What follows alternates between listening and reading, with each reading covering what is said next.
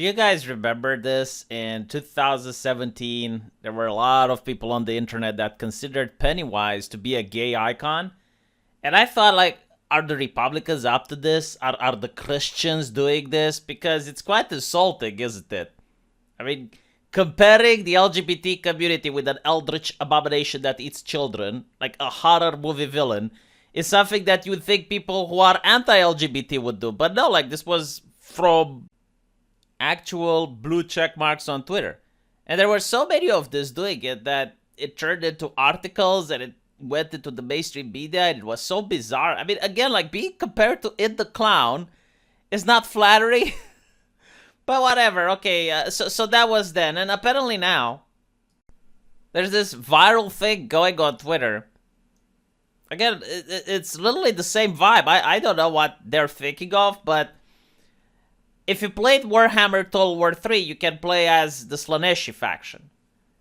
And you get this event at one point, which is called the Portrait of Demonic Gaze, the Shifting Monolith. Within the Rankadanara, you discover a vast painting of your divine form, a tribute most wonderful and strange. But each morning, it grows more beautiful, while you grow uglier, at least by mortal standards. In other words, at least by cisgender, heteronormative, patriarchal standards. Hashtag, am I right? This torment is surely a test from Slaanesh.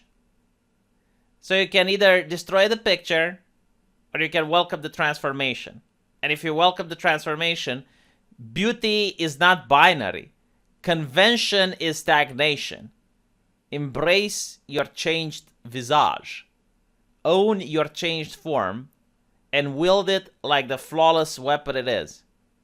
This is perhaps the greatest lesson of the perfect prince. A reward may follow in time. So you got, again, like you get people saying beauty is not binary, conventions is not stagnation. Embrace your changed image. Own your changed form and wield it like the flawless weapon it is. This is going to become my personal motto. Slaanesh says trans rights. Why would you want the Dark Prince of rape and excess, a literal dark god in the Warhammer universe that feeds on elvish souls? Why would you want that to be your motto? I can't even. Like, seriously, it's just so bizarre.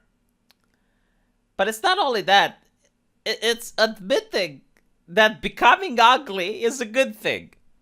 Like, here's the thing. While it's true that certain societal conventions might decide on what is beautiful and what is ugly, there are certain things that are objectively beautiful and certain things that are objectively ugly. Like, for example, no one is going to say that a trash can is beautiful, regardless of the culture they're coming from. Like, if you have a trash can that's filled with trash, no one is going to look at it and they're going to say, yeah, you know what? I come from a different culture where trash cans are beautiful. It's just an example, right? It's usually symmetry is considered beautiful. But like no one wants to hang a picture of a trash can on top of their bedroom wall. Like you can't force this into rationalization. You can't just impose that. I mean, sure, you can threaten people so that anyone who says that the picture of a trash can isn't beautiful, they get fired or whatever. Then everyone will agree that is the best picture ever. But in reality, like, no one wants to be next to a trash can unless they absolutely have to. Alternatively, like a picturesque thing, like the sunset, or a beautiful mountain, a beautiful scenery, right? Like, maybe some people can say, well, this scenery isn't as beautiful as the other, but, like, it's still something beautiful. Like, most people will look at it, and they will say, yes, it's beautiful, because it's hardwired into our brains, that's why. So, in this, the complete negation that there is no such thing as ugly, and there is no such thing as beautiful, it's just an ideological concept. You're lying to yourself. There are certain things that are universally beautiful, and there are certain things that are universally ugly. I'll change my mind when I see a trash can that's beautiful, and people want to be around it. Like a tourist attraction, that's a trash can. Can you imagine that? Like people from all around the world just traveling to a different nation to see that trash can because it's so beautiful. Like, let me know when that happens, and I'll change my mind.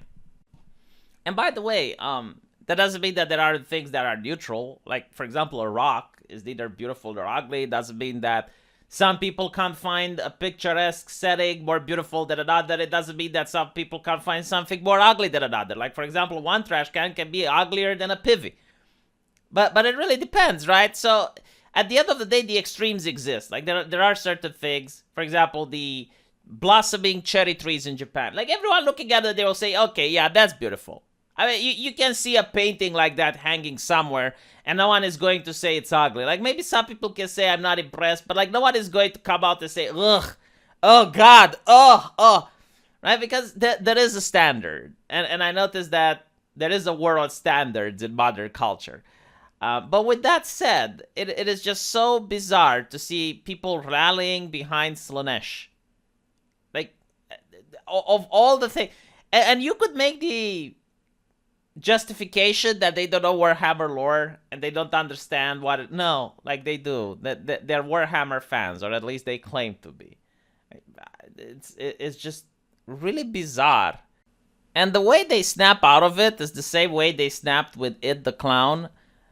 Like, in the beginning of the second It movie, the clown, which, again, eats children, decided to eat a gay couple. And that was it. That was the breaking of the relationship because the clown was now homophobic. I don't even know. Like, usually I have a lot of words to say. I'm a very expressive person. But there are times where even I just can't even. I feel like the people on Tumblr who can't even.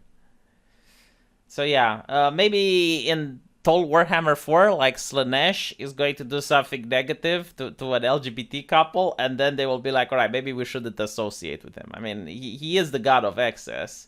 He does rape a lot of people, but like, this is too much. Now he transgressed against progressivism ideology, and we just have to take a step back. But I think the saddest thing is that we now use fictional characters to find meaning in our life. It's like, oh, look, this fictional character had the quote, he's so like me. There used to be that people would have either their father or their mother or a teacher in their life that they looked up to. And now they need to look up to fictional characters. And apparently the battle is so low that they have to scrape the bottom and be like, ha, Slaanesh.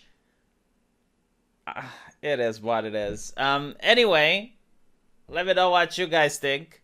Sorry for not uploading any videos yesterday. I feel a little bit sick. Muscle still sore. So I'll try to get back to my regular uploading schedule. And let me know what you guys think in the comment section. Take care.